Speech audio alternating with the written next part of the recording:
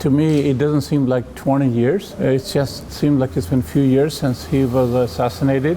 As for now, keep getting hope from the police. They're still working, investigating it. As the time goes along, it gets more difficult to see if charges will ever be laid.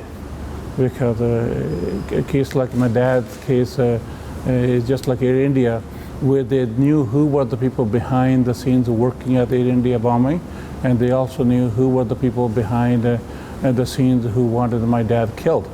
And even though in a case like that where you have a lot of background information, the people who might be involved, still after 20 years no charges has been laid. When you have all the information, in my dad's case, you know, he was under the police watch. There was cameras at home. There was security sort of following around sometimes in the office and there. And if they can't protect somebody who was under the police surveillance and police protection, how can they protect other victims who might not have that type of support from the police? And they always say that, you know, it's community has to come along and provide the information. When I talk to the community, they say, Dave, if the police could not protect your dad, who was well educated, who was a newspaper publisher and editor, who knew all the politicians, all level, and knew the police, and he was getting protection for them, he's dead. How can somebody else providing the information and can feel safe for them or their family? My dad had said to me before that he didn't want to have police protection all the time, 24 hours, because you end up feeling like you are the prisoners.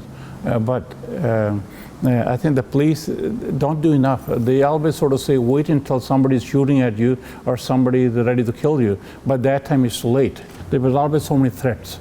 So it was not like a really shock that this happened, because there were threats. And my dad used to say, and I used to tell him, I said, you know, maybe it's time to leave the paper, leave these Khalistanis away around alone, and then saying, you're not going to be involved with this Air India investigation and all this.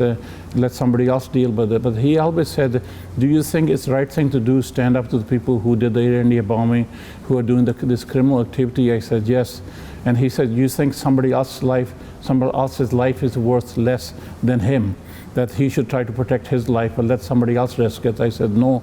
He said, well, as long as I'm around, I'm going to stand up and speak up for the truth. I'm going to speak up for the victims. I'm going to speak up for all those innocent people that were killed in Air India Flight 331 and other crimes that are happening. And if that my life is at risk, so be it. So he was willing to take that chance. And my mom, the first thing she said, well, we're going to keep the paper alive. And because she used to say always, maybe we should shut down the paper and sell it and close it. And that day, she was the first one to say, we need to keep the paper alive. They just can't kill your dad and stop the paper, because that's what he stood for. He was willing to give up his life. We have to be strong for my dad. We had to continue with what he started. And this is why after 20 years, our family is still running the paper. I think it is your obligation as a human being to provide the evidence and information you have that can solve the case where innocent people were murdered and killed, right? And so I really are requesting the people who have the information, before you leave this world, do the right thing. Because in next world, you will know that you did the right thing, because at the end of the day, we are all going to leave here one day.